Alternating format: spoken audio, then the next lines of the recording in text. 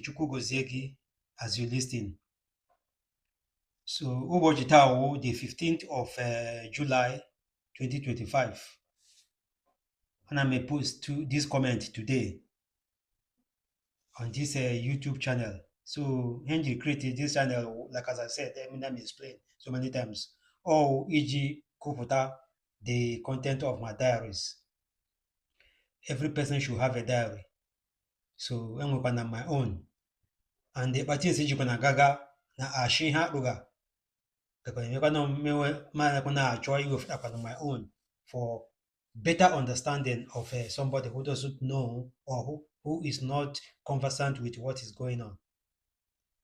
So n'ụbọchị taa achọrọ m iguzo ma Joe n'ihu m address him because Joe one of the children papa m jiri aka ya zụọ, including myself, Stella. So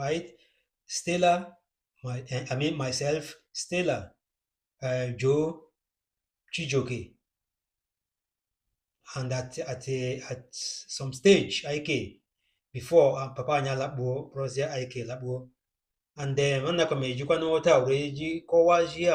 na Papa Anya did not intentionally kept some of his children out of the house in Lagos. So because the house was very small, one room, so aga m treat the condition of that one room to justify our father keeping some of his family in the village without knowing that the society, the community will decide to take over those children. Papa Nyahapro, Mike, Chinedu na Franca. Our papa's from Manadonde. So Hana Agwa today, Mega, it clearly justifies that these three people does not know who Sajo was. And I don't blame them for that. You don't know somebody whom you don't know him, and so you should not know him. Onye Sajo should be able to ask me a question. But Mike na Franca na Chinedu for free. I'm not charging them to tell them, to give them the definition of who Joseph Nanavara was. I can now call one day in this channel. Not only our father, our mother inclusive. There was nothing they knew about our parents. I will begin to explain things I knew about our parents before they passed on. So, but actually, put my focus on Joe right now because, like as I said, Joe, one of the children, Papa Nye Jiraka as well. Nde hila Papa Nye no Papa Nye Jiraka as well at that time was myself, Stella, Joe, Chijoke, and partly Ike. So of the whole of us in here from now, I will say myself, who is just managing to stay alive, and Ike. So the rest are gone. So didn't go for one day Papa Anyị hapụrụ na Lagos. I mean, not hapụrụ na village. Mike, Chinedu na Franca. When you ladder their own pattern of life today, that they are not anything, they are not the replica of what my father had in mind in raising his children. But in Joe, as much as I know, growing up with me in Lagos in those early years of our living in Lagos, Daga, Papa Nyalapuma, Borojo, Labu. And aga m esokwana ahụ now ka nkọwa quickly ihe mere m jiri oji that na anọ m Lagos, Papa anyị akpọrọzia my siblings wee lakpuo. Masa Joe jiri na struggle ndị onye gara aka ọwụwa ụmụ ya ndị nke o chere shi ọhịa ndị ga-afụrani gam guzozie ya ma defend ya. Ọ chọrọla Mike ọrụ na NNPC after o ji tiga Mike na GPO, Mike adịkwa na-arụ adịghị ọrụ ọkpa. So ndị supervisor na complain every ya jee taa ya ghara echi. So papa anyị si oke ya adịghị ama ama ma ọ like ọrụ resort later. Papa ejemetie one man a na-akpọ Nnekwu Francis onye ike duru, the man achọkara Mike ọrụ na NNPC. Ya rụọ ya for few weeks tuzam gbaghara lakpuo na papa n'ebe ndị kenye ya nwoke chọrọ ga-adị ya closer from there to work. No problem, itokwa na ụlọ ime ụlọ akwa na-ebachafu ozugbo anyị.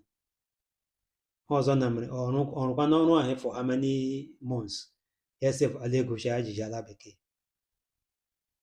Chukwu papa anyị agọziekwa ya choke ya jema. Papa nọ na suffer at that time. Our father was in pain, in serious pain. With salary of ego ole 100 and maybe 130 or 150 naira. Our rent was about 35 naira. Ego Chinedu jiri jee school na ego Mike ji jee school, papa was still indebted and na-akwụ. So papa anyị na-manage. But before that time, majority nwatakịrị ogbede, like as I said, I'm not digging into Mike's case now. Aga m alụhụ back to Mike's case. I will talk about Mike, talk about Franca, talk about Chinedu individually. Aga m explain what I know about these people. But for now, my focus is on Joe. Ijiji address here whatever that is going on right now. Mgbe Joe dị nwatakịrị ogbede, ọ rụghị maybe around that kind of 7, 8. Anyị na ya nọ. Joe enwe one kind of sickness. He anọ ya n'ishi na-eshi ishi. My brother na-eshi meta ozu rere ere. Ya pụgla oge ndụ ya na-eshi rere. So anyị na-achọ what is the mama anyị ebido. I na-ajụshi what is the problem, what is in this boy's breath, what is in his head that is causing this smell. The best thing I ga-eme now kpọrọ eje ụlọ ọgwụ. So papa anyị was battling serious setbacks as a result of ill health among his 2 children. Stella was sick with a sickle cell anemia. Every night, ya na-etikashi the na-atawa ya n'ọkpụkpụ. Joe nọ dị apa họpa a na-achọkpa ga-eji mee. I was talking about how my father was abandoned by ụmụfakaja. Ndị ga-we witness wo ndị nebo anyị na ha bi in the same house at that time. By the grace of God, some of them are still alive to testify to it. So Chukwu emekwa ebere, ọkpakpa m jiri wụkwa as a dedicated son to my parents. Mgbe ọla o rukwara ihe inye aka, I volunteer myself to give support to my mom. A na-akpọgharị Joe, a na-akpọgharị Stella, akpọrọ Joe jee ebe Randall. Joe at his age ọ na agafukwanụ ije. Aga m akwọdọ n'azụ, nkwọdọ ya meguzoma ya, anya esepụrụ ya n'aka, mama anyị edikwasị ya n'azụ, ya akpọrọ Joe jee anya those kind of thing. Ka ebe ahụ ego moto iji gbadamfụ, ka ebe ahụ ego ọgwụkwụ anyị ga-eji ụkwụ from Oshindero Street to Randall Avenue, ebe nwere hospitals. Emena x-ray this, emena x-ray that, emena blood test, emega every time enyi appointment anyị ga-eji arịrị there. Echecha nke ahụ anyị alagwụkwa back, akpọrọkwa Stella the same sickness. Stella nke ya na ọkpụkpụ na-akpawa ya n'ọkpụkpụ. Kekwa ebe onye ụkwụ tawaga, kekwa ebe ọ hụrụ energy o ji eje gị ije. Ọkwa azụ Chukwu eme ebere, mama anyị ga-strọgụlụ amaneji enweta nwa ego anyị ga-eji were gbaa moluwe gbaduo Oshodi. From Oshodi anyị ga-ejizi ụkwụ were gaduo that part of the hospital at Ikeja with Stella on my back. So Amua was the Uber or the donkey of the family. I struggle to see that these two children gets better health, no money, no support from anywhere. So papa ya na-agbalị otu o nwere ike na-eji ya na post office ya rụọ morning ya shi morning ya rụfere to night all shift ya bata ya ṅụọ mmiri ya lahụ ya saa ahụ ya jikwara ahụ go back again. My father was suffering. Ma dịkọrọ ego bata ya n'aka anya ahụgodo ego were ji gbaa transport ebe eji eji chọọ treatment for these two of his children. Mama anyị take care ya upon herself to be able to make sure that wherever the appointment was given, I get there. And I followed my mom all the way. Kedebe Mike nọ? Where was Chinedu? Where was Franca? Azụ m hụ nga eji akwụgharị Stella. Azụ m hụ ha eji akwụgharị Joe. So, Chukwu ga-eme ebere. Ahụ m ji na-awụ ejiri m ha ogu jiri ha ọfọ. Joe daga m jiri mara Joe ma mgbe o jiri papa anyị jiri lakpuma kpọrọzie ya. I was talking about how I let Joe to go with our dad in 1985 because onweghị papa anyị hapụrụla m. Ọ wụ jisiri ike ka m jiri shi oke kedebe ga nga n'ahụ where will I sleep? By 1985 I didn't have a job. I started working the following year na insurance company. Papa tila Mike na post office. He was not ready to do the job. Papa agabukwa through another friend, our neighbor, one man a na-akpọ Francis onye ike duru etiga Mike na NNPC tiga Chinedu na Radio Nigeria through Mr. Jai. Myself adịghị ha nyere m agbanwa maka lakpuo left me in the street. Ka ebe m hụrụ ego nchakwụ rent ka ebe m hụrụ ego njeri nri mana pụkwatara ịbịa shi papa anyị hapụrụ m Joe. Ọ bụ na enwere m ọrụ Joe wouldn't have gone to the village with our dad. But that was that. I never knew Joe to be with the time Joe nọ with our dad and our parents I know together. Joe was never a person that that was aggressive in any way. He was very soft-spoken, very quiet.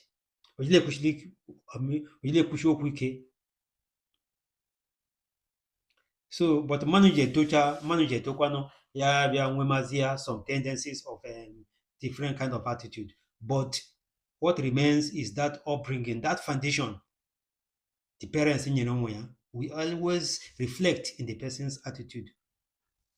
Joe nwere ike na-etoje nakwa na-agbanweje due to hardship and other things, but that foundation, that initial foundation of training which our dad gave us will still manifest in him.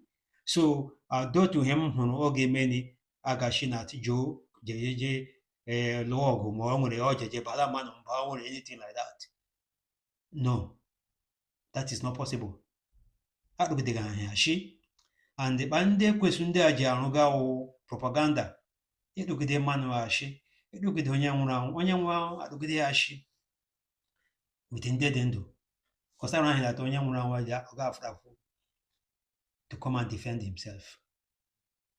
So by the grace of God, this is the first part of my addressing Joe.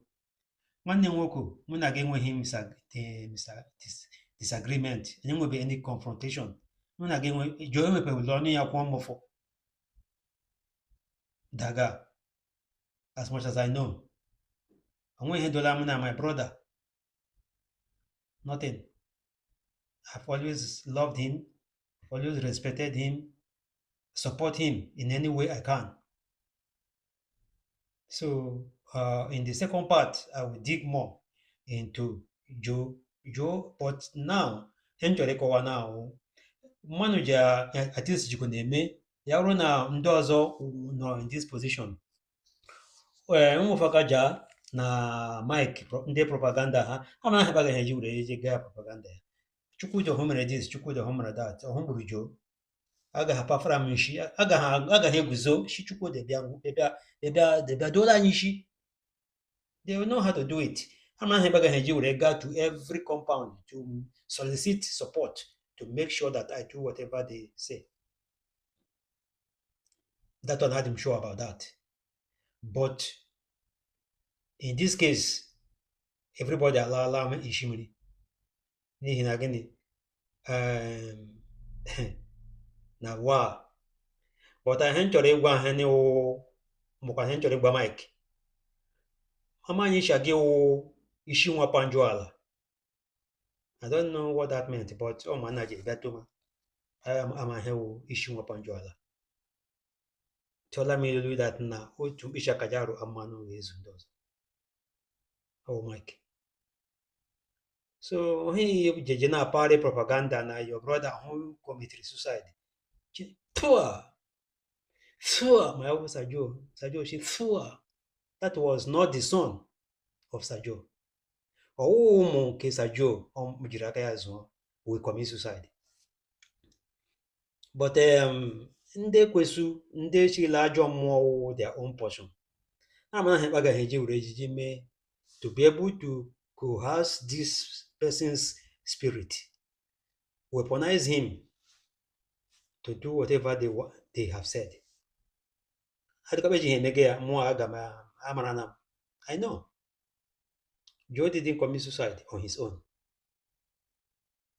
so but in my next comment I'll talk more about it. Thank you for listening.